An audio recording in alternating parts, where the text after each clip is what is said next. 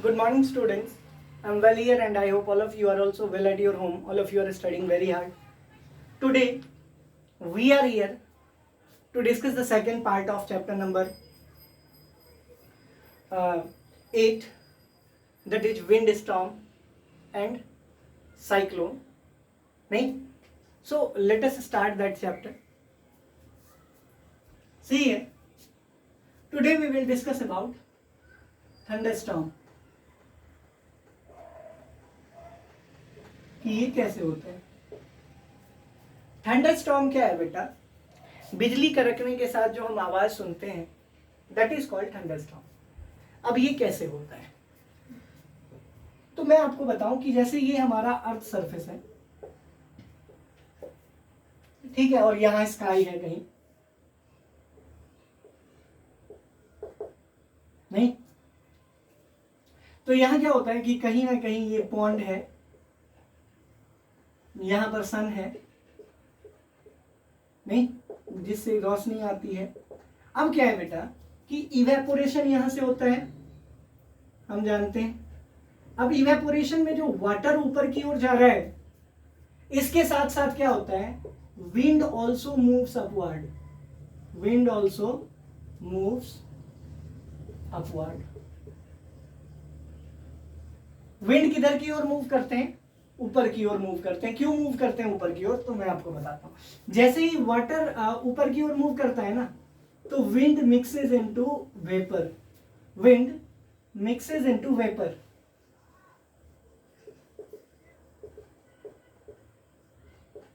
और वेपर में मिक्स होने के साथ ये जैसे ही ऊपर की ओर चलता है, ये जिस तरह से ऊपर की ओर चलता है, तो यहां पर क्या है कि वैक्यूम क्रिएट होता है, क्योंकि यहां से एयर अगर ऊपर जाएगा तो ये जगह खाली हो जाएगी ना, और इस खाली जगह को भरने के लिए हर डायरेक्शन से क्या आता है, एयर आता है।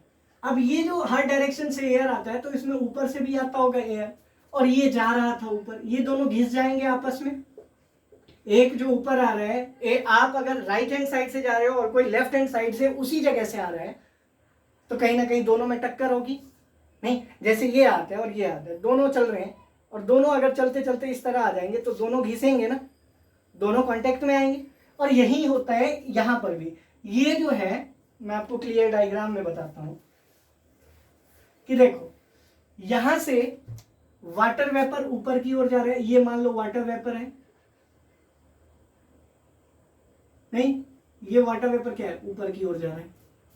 अब ऊपर की ओर वाटर वेपर प्लस विंड जा रहा था, हवा जा रही थी इसमें। अब यहां पर जो है वो एयर खाली हो जाएगा जगह। अब इसको भरने के लिए यहां से आया, यहां से आया, ये भी तो आएगा, और ये जब आएगा तो इससे टकराएगा इस रास्ते में। अब इसके टकराने से क्या होता है, the water vapour gets charged, the vapour with air gets charge, gets charge. अब ये चार्ज हो जाते हैं। अब इनके चार्ज होने की वजह से जैसे ही ये ऊपर जाता है, तो स्विरलिंग विंड की वजह से जैसे ही क्लाउड का फॉर्मेशन होता है ना, तो चार्ज अट्रैक्ट करते हैं, और ये जो एयर ऊपर गया था इसको नीचे की ओर धक्का देते हैं, ताकि केवल वाटर वाटर ऊपर रह पाए। और ये जो नीचे की ओर धक्का देते हैं ना विंड को, वो विंड बहुत तेज आवाज करता है, जिसको हम क्या कहते हैं, थंडरस्टॉर्म। आई होप क्लियर है। थंडरस्टॉर्म क्या है, विंड की एक ऐसी आवाज है जिसको क्लाउड अपने आप से अलग करता है, अपने रास्ते से अलग करता है। तो वो जब रास्ते से अलग होता है तो बहुत तेज साउंड प्रोड्यूस करता है, जिसको हम क्या कहते हैं, थंडरस्टॉर्म। अब देखो, कई लोगों का ये भी क्वेश्चन होता है कि सर थंडरस्टॉर्म होता पहले है, लेकिन लाइटनिंग पहले दिख जाती है, थंडरस्टॉर्म बाद में आवाज आती है, जबकि हमें थंडरस्टॉर्म पहले सुनना चाहिए, या दोनों एक साथ होने चाहिए थे। तो रीजन ये है बेटा कि थंडरस्टॉर्म जो है वो साउंड के थ्रू आता है। तो साउंड की स्पीड होती है 332 या 44 मीटर पर सेकेंड, अलग अलग होती है। हम मान लो 344 ही मानते हैं, तो 344 मीटर एक सेकेंड में साउंड की जो स्पीड होती है ना, होती है 344 मीटर पर सेकेंड, नहीं। और वहीं पर जो लाइटनिंग है, लाइट, उसकी स्पीड है यहीं पर एक सेकेंड में 3 लाख किलोमीटर। 3 लाख किलोमीटर। तो कौन पहले आएगा? लाइट पहले आएगा, इसीलिए लाइटनिंग पहले आ जाती है। आई होप ये थंडरस्टॉर्म वाला जो कॉन्सेप्ट है ये आपको समझ में आया। नेक्स्ट कॉन्सेप्ट है बेटा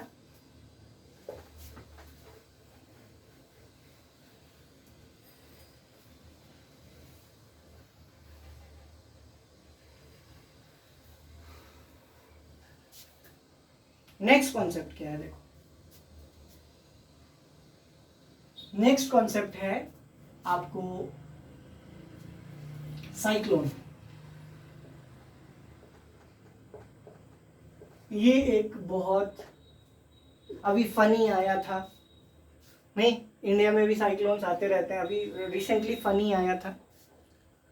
अब देखो साइक्लोन क्या है? It is also a wind, it is also a wind. ये भी क्या है? एक हवा है। It has different names.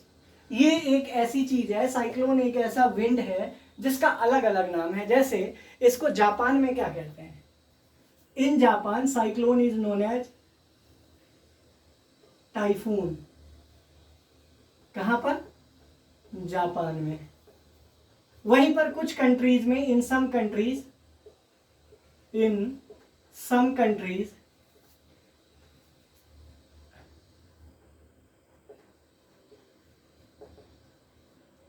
it is also known as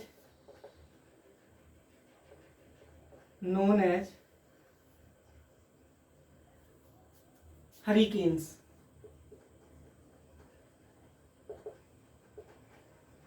तो यहां पर जानने वाली बात क्या है? जानने वाली बात यह है कि ये बाकी जो बाकी विंड होते हैं उनसे अलग क्यों होता है या कैसे अलग होता है। तो हम कहेंगे क्या कि it is also a wind, but यहां पर बट आ जाता है। It has a speed greater than 250 to 300 kilometre per hour. देखो नॉर्मल विंड का स्पीड क्या होता है? 30, 50, 60, 70, 80, इससे ज्यादा नहीं होता। यहां पर जो स्पीड है विंड की वो क्या है? 250 से 300 किलोमीटर प्रति घंटे की रफ्तार है, ज्यादा है। ये नॉर्मल साइक्लोन के लिए बताया है मैंने। अगर ज्यादा होगा तो 450, 500 भी हो सकता है। तो कहने का मतलब क्या है? 250 to 300 किलोमीटर पर आवर, बहुत ज्यादा स्पीड है। और बहुत ज्यादा स्पीड की वजह से ये जो है ना घातक होता है, नुकसानदायक होता है। It is very dangerous, it is very dangerous.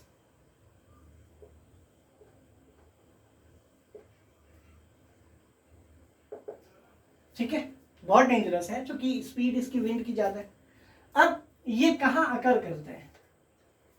तो आपने ये चीज नोटिस की होगी कि जब भी साइक्लोन्स आते हैं तो साइक्लोन्स कहीं ना कहीं हमेशा ऐसे जगह पर आते हैं जो समुद्र से बिल्कुल सटे हुए हैं। क्यों? क्योंकि cyclones are very common in water. Cyclones are very common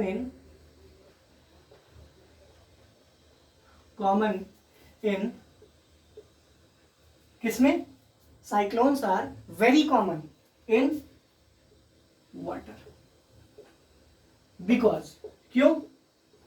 because for the cyclone to occur they require moisture। means what कि साइक्लोन को चलते रहने के लिए मॉइस्चर की आवश्यकता होती है। Means what? For the cyclone to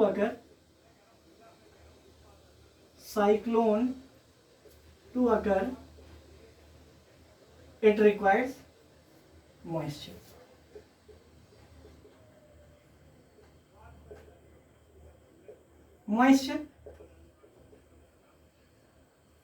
अब यहां एक और बात जान लीजिए बेटा कि जैसे जैसे ये ग्राउंड के नजदीक आएगा, जैसे जैसे ये ग्राउंड के नजदीक आएगा तो ये बहुत ज्यादा नुकसान करता है। क्या करता है? बहुत ज्यादा नुकसान करता है। मीन्स वर्ड कि इसको क्या चाहिए? मॉइस्चर। पानी से जैसे ही ये बाहर निकलेगा तो मॉइस्चर, नमी कम होने लग जाती है ना। इसीलिए हम ये कहते हैं कि whenever the cyclone reaches the ground the moisture becomes less, so it becomes less dangerous या लेस इफेक्टिव। मीन्स व्हाट कि as the cyclone reaches the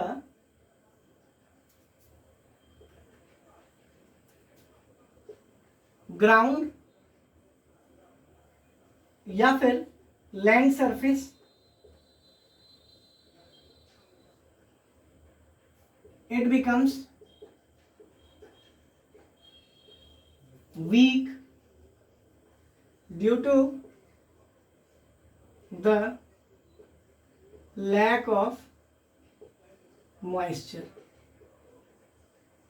moisture की कमी से ये क्या हो जाता है बेटा, वीक हो जाता है। तो आपको ये समझना पड़ेगा कि ग्राउंड सरफेस पर आते ही ये जो साइक्लोन है ना ये कमजोर पड़ जाता है, क्योंकि वहां पर मॉइस्चर कम हो जाता है। Clear?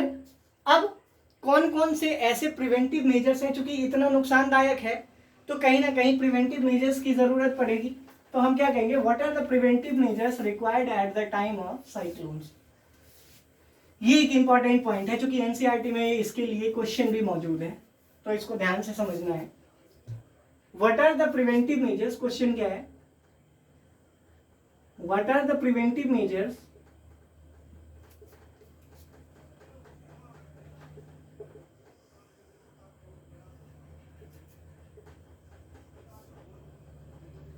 taken at the time of cyclone?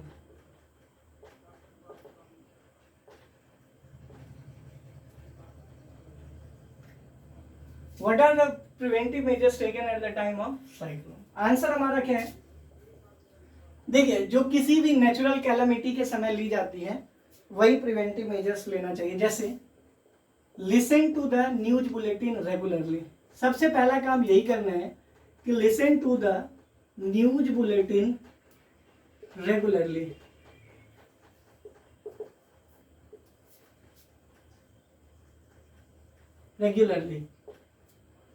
ठीक है, न्यूज बुलेटिन को लगातार सुनते रहिए, क्योंकि उसमें अपडेट्स आती रहती हैं। दूसरा, keep the first aid box ready. First aid box ready. अब फर्स्ट एड बॉक्स क्या है बेटा, फर्स्ट एड बॉक्स का मतलब है प्राथमिक उपचार। मतलब ये कि उसमें पैरासीटामोल जैसे टैबलेट, कुछ लोशंस, ठीक है, उसके बाद कॉटन, उसके बाद एक टॉर्च, एक मोबाइल फोन। आजकल हम इंक्लूड करते हैं इसमें, क्योंकि मोबाइल फोन कई बार टॉर्च के लिए भी इस्तेमाल होता है, या आपातकालीन जो इमरजेंसी हेल्पलाइन है उसको भी कॉल करने में वो हमारी मदद करता है। आई होप क्लियर है। तीसरा, keep the first aid box ready के बाद थर्ड पॉइंट क्या है, थर्ड पॉइंट है थर्ड पॉइंट सबसे लास्ट में लिखेंगे, move towards the safe place. Third point में हम लिखेंगे कि switch off the electrical supply of your house। अब ऐसा क्यों बेटा, क्योंकि अगर हमने स्विच ऑफ नहीं किया और इन केस हवा तेज चलने की वजह से जो वायर है वो ब्रेक डाउन हो गया, तो कहीं ना कहीं नुकसान हो सकता है, किसी को करंट लग सकता है, इसीलिए ऐसा करना चाहिए। ठीक है, उसके बाद नेक्स्ट पॉइंट है store the portable water for drinking. Portable मतलब होता है ड्रिंकिंग वाटर, वैसे भी पोर्टेबल वाटर फॉर ड्रिंकिंग, पीने के लिए पोर्टेबल वाटर को स्टोर कर लेना चाहिए, क्योंकि उस समय मिलना बहुत मुश्किल हो जाता है कई बार। और सबसे जो इम्पॉर्टेंट पॉइंट है, store the food in a water proof container. अगर देखो कई बार साइक्लोन्स की वजह से पानी भी आ जाता है, हवा इतनी तेज रहती है, तो उसमें क्या करना है, हम कहेंगे क्या कि store the food in a water proof container. Store the food in a water proof container, water proof container. अब इससे क्या होगा बेटा कि अगर बाढ़ आ भी जाए ना साइक्लोन की वजह से, तो कोई नुकसान नहीं कर सकता खाने पीने का, क्योंकि वो वाटरप्रूफ कंटेनर में है। नहीं तो अगर हम वैसे रख देंगे तो वो सड़ जाएगा, रॉटन हो जाएगा। आई होप क्लियर है। और last point, move towards a safe place.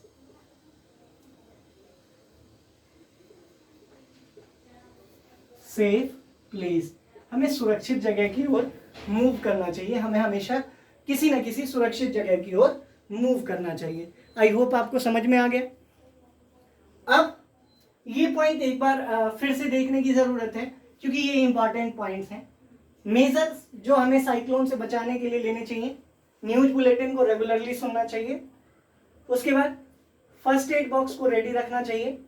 तीसरा, इलेक्ट्रिकल सप्लाई जो हमारे घर का है उसको बंद रखना चाहिए। पीने के लिए जो पानी है उसको स्टोर करके रखना चाहिए। उसके बाद वाटरप्रूफ कंटेनर में जो अनाज है हमारे पास उनको रख देना चाहिए। और लास्टली हमें सेफर प्लेस की ओर मूव करना चाहिए। मीन्स व्हाट, कि हमें एक सुरक्षित जगह की ओर मूव करना चाहिए। उसके बाद एक और पॉइंट है बेटा जो साइक्लोन में हमें ध्यान रखना है, वो ये है कि साइक्लोन जो है, साइक्लोन क्या होता है कि एक हवा का झोंका है। अब जब ये वाटर में आता है ना, तो जैसे मान लो इतने दूर में आया, तो यहां पर इसके बीच सेंटर में काम और क्लाउडलेस एरिया होता है। बिल्कुल ये शांत एरिया होता है। यहां पर कोई मतलब हवा की वजह से जो बाकी जगह हलचल है, यहां पर कोई हलचल नहीं है। द काम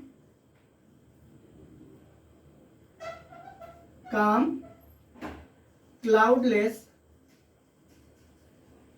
region of the calm cloudless central region of cyclone is called, नहीं, center of cyclone।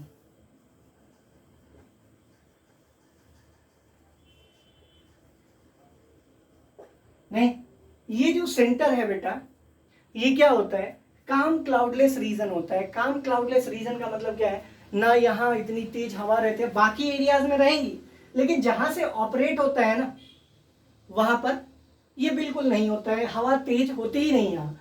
तो जो काम क्लाउडलेस रीजन है उसी को हम क्या कहते हैं, सेंटर ऑफ साइक्लोन कहते हैं। ठीक है, इसके लिए एक दूसरा नाम भी है, लेकिन वो आपको फाइंड आउट करना है कि इसका दूसरा नाम क्या है, इस पर्टिकुलर सेंट्रल रीजन का दूसरा नाम क्या है। वो मैं आपको नेक्स्ट क्लास में बता दूंगा, अगर आप मुझे नहीं बताएंगे तो। अगर आप बता सकते हैं तो इसका दूसरा नाम मुझे बताइए कि इस सेंटर ऑफ साइक्लोन को हम क्या कहते हैं। ठीक है, ठीक है। अगर आप नहीं बताएंगे तो बहुत सारे ऐसे बच्चे हैं जिनके पास बुक नहीं है, इसलिए मैं आपको ये बता देता हूं कि ये जो सेंटर ऑफ साइक्लोन है ना, जो काम क्लाउडलेस रीजन है, इसको हम कहते हैं आई ऑफ साइक्लोन। क्या कहते हैं बेटा, आई ऑफ साइक्लोन। ठीक है, क्लियर है, कोई प्रॉब्लम नहीं है, यहां तक समझ गए आप।